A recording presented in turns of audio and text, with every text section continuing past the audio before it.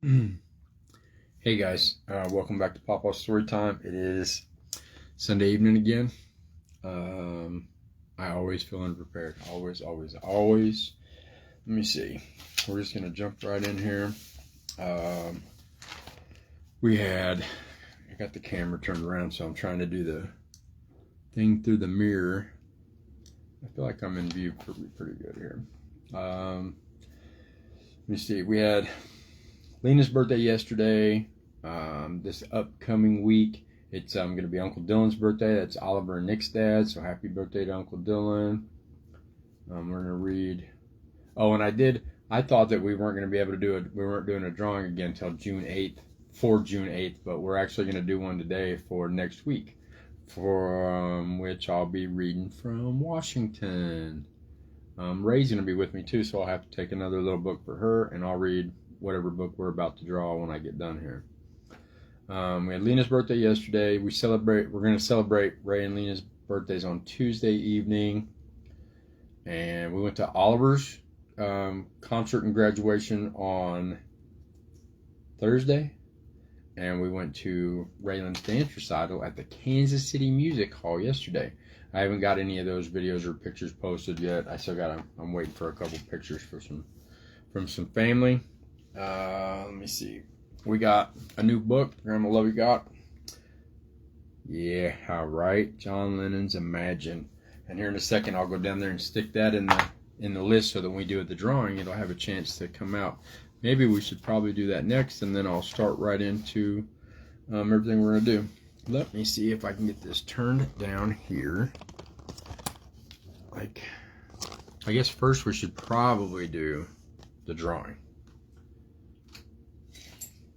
I'm going to stick the book down here though, put it on the side, right, and it's in its spot, and I'm back, and I got to get these separated real quick. Got D, A, 1, 2, C, and the dice. The first thing we're going to do is, for row 1 or row 2, we're going to put them in and mix it up. We're going to grab one of these. And it says row 1. So we're going to be going to row 1. And now we're going to see which slot. A, B, C, D. We're going to reach in there and we're going to grab one of these. And it is C. So we are row 1, slot C. And the dice are going to tell us what we're doing. We'll put those in.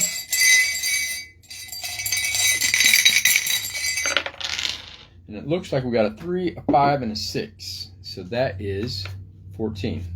So we're going to put those back in there. 1C14. And then I'm going to turn you guys around and watch me draw the book out. Okay. Turn over here. Down here. Row 1. This is row 1. This is C, and we're going 14. We got 1, 2, 3, 4, 5, 6, 7, 8, 9, 10, 11, 12, 13, 14 is right here. And it's the last day of kindergarten. That's actually a good pick since everybody's getting out of school right now. Nice. And then Raylan's not here to pick a book, so I think we're going to pick, let me see, Back in Town.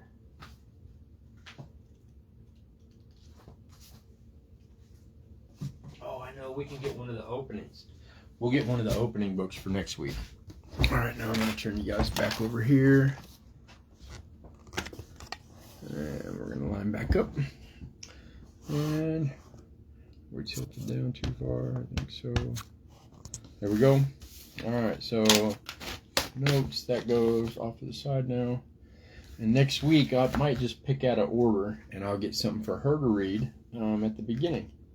So I'll do that later. But the book we're going to read next week is going to be The Last Day of Kindergarten by Nancy Lowen. Cool. Got that picked. Okay, now see. Throw that in the trash. And we have... So I'm going to read this first. I've read this before.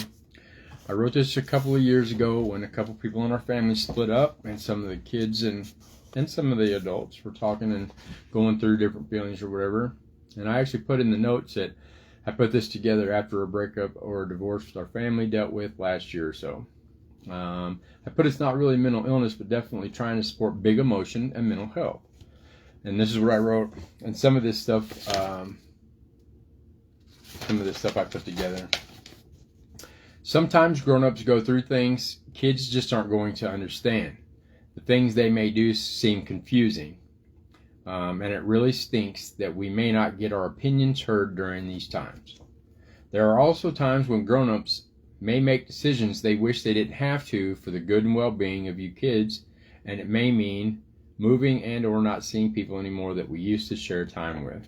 And this is for adults and this is for the grown-ups and the kids. Those things are unfortunately just a part of life.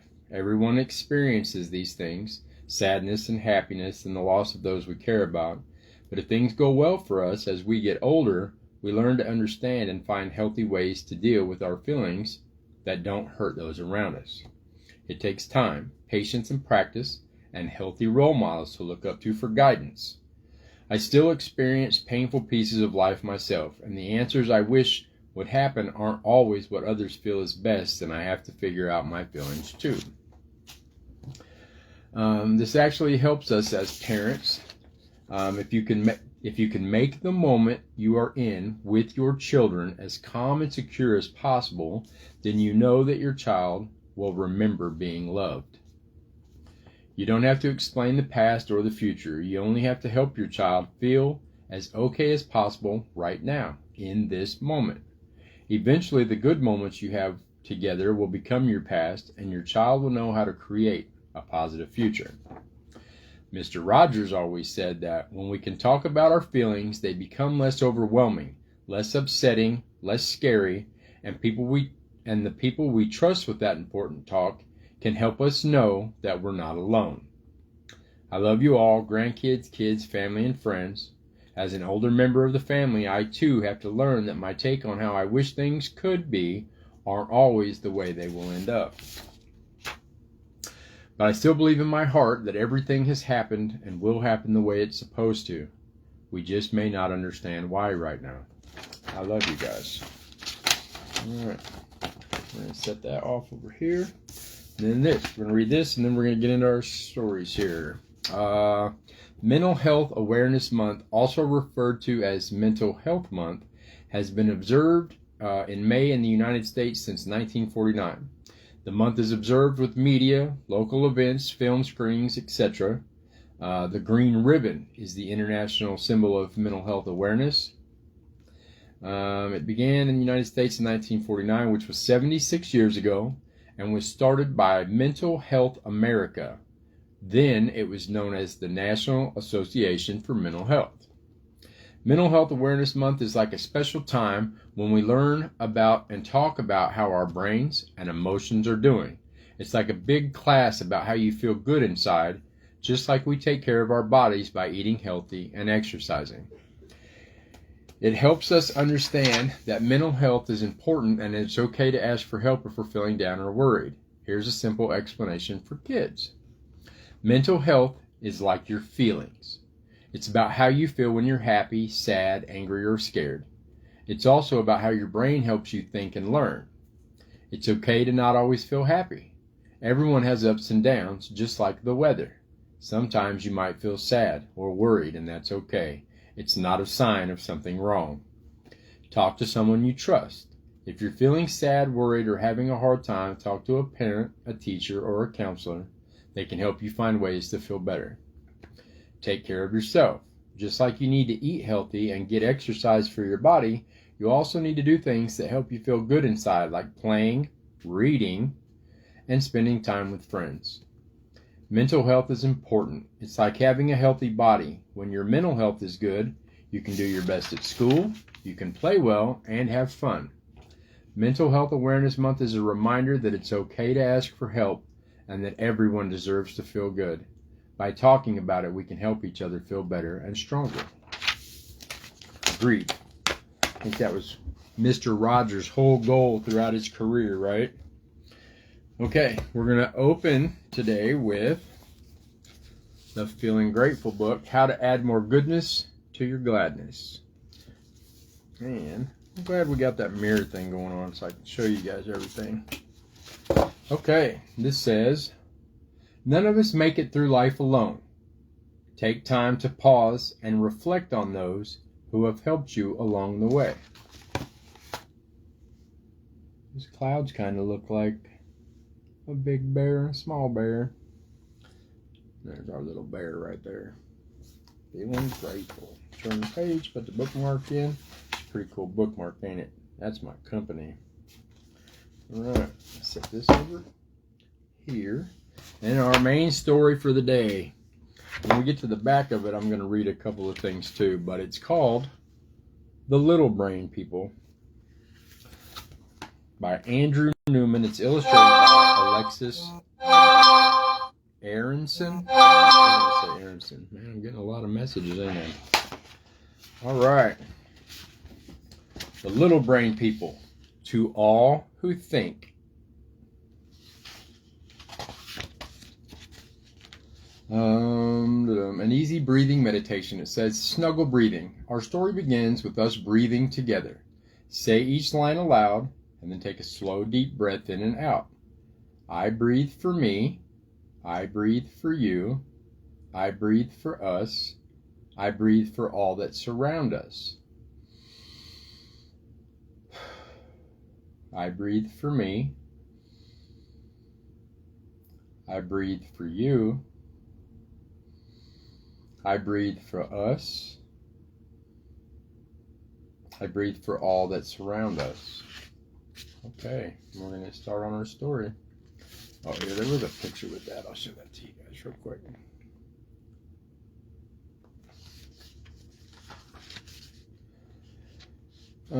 Once upon a time, on a very ordinary day, deep in the center of a very ordinary brain, a scary thing happened.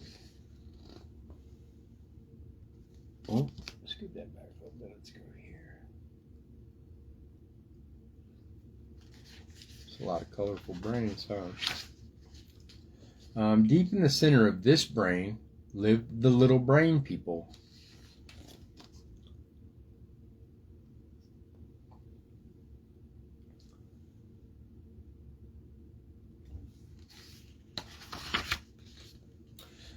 Dopamine was very good at solving puzzling problems and making challenging choices. His twin sister serotonin was best at growing feelings of love, joy, and happiness. This guy is dopamine. This is his sister, serotonin.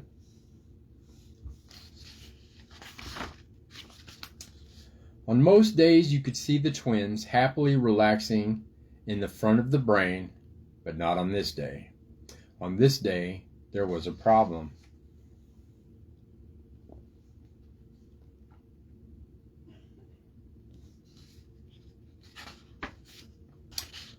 A loud, clattering bang gave serotonin and dopamine a fright. A very big fright.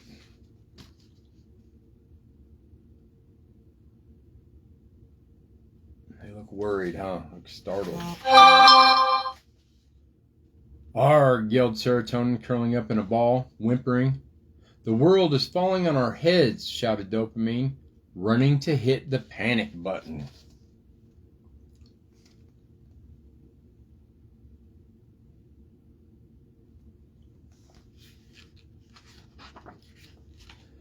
Cousin Adrenaline jumped into action, bursting from his security watchtower, barking instructions.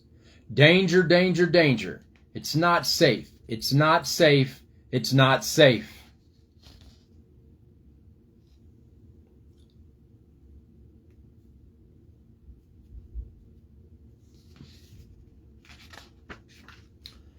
The echoing screams of frightened little brain people filled all the pathways with worry and fear as everyone braced for lockdown. In the cloud of chaos, serotonin and dopamine collided and started fighting for no good reason.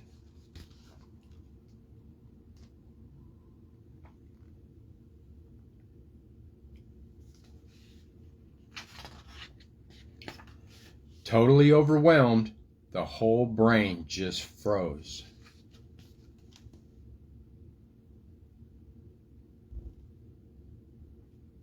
Oh, that can't be good. Luckily, oxytocin had missed all the drama. She'd been sitting on the potty. "Whoa, what happened here?" she said, her teeth chattering. She paused, breathing calmly, wondering how to help her panicked, frozen friends.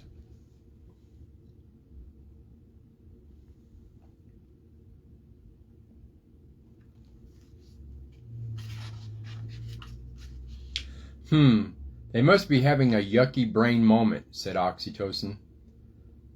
"I know what to do." She walked to the front of the brain and gently touched the all-clear reset button.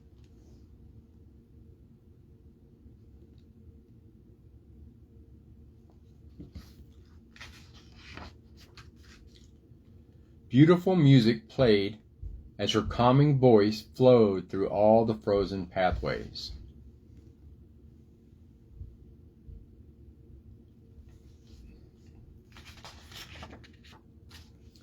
You are safe, you are safe, you are safe.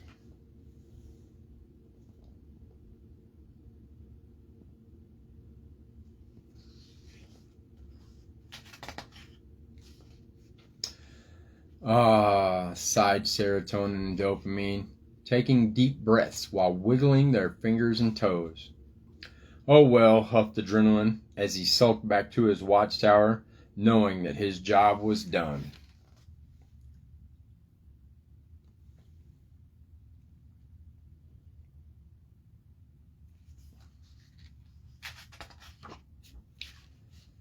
The twins chatted happily as they returned to the front of the brain. "That was scary," said Serotonin. "I'm sorry I got mad at you. I feel happy again." "I'm sorry too," replied Dopamine. "That was confusing for me. I'm glad I can think clearly now."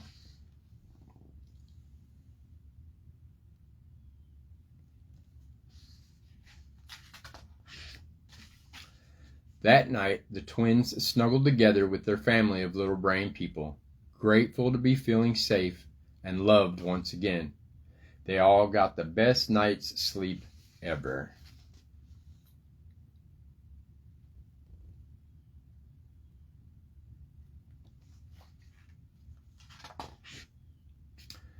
Now it says, calm and reset, brain balance barometer. How are your little brain people doing? Put your finger on the barometer to show how you feel. You can practice pressing the all clear reset button. Sigh loudly. Breathe into your belly. Stretch and relax. Play calming music. Yawn and snuggle. Say, "You are safe, you are safe, you are safe." Tuck your little brain people in and say, "Thank you, Dopamine, for helping me think clearly. Thank you, Serotonin, for making me happy. Thank you, Adrenaline, for keeping me safe. And thank you, Oxytocin, for keeping me calm." As children, yep, okay. And I think there's a bunch of other books in the back. I don't know if it's a series. I'm going to have to check that out. I'm going to probably take a picture of that and check on some of those other books. And then in the back, there's a star counter. And I like this because it says, every time you breathe together and read aloud, you make a star shine in the night sky. It says color to count how many times you've read this book, and we've only read it once. I might color in the one before I give the book to one of you kids.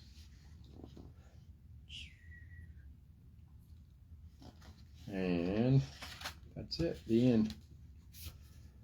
Little brain people giving kids language and tools to help them with yucky brain moments. Our brains are pattern-seeking and survival-oriented, and these beautiful stories are a safe place for families to connect and thrive. I really like that. I'm going to check out some of those other ones. Stick that over here.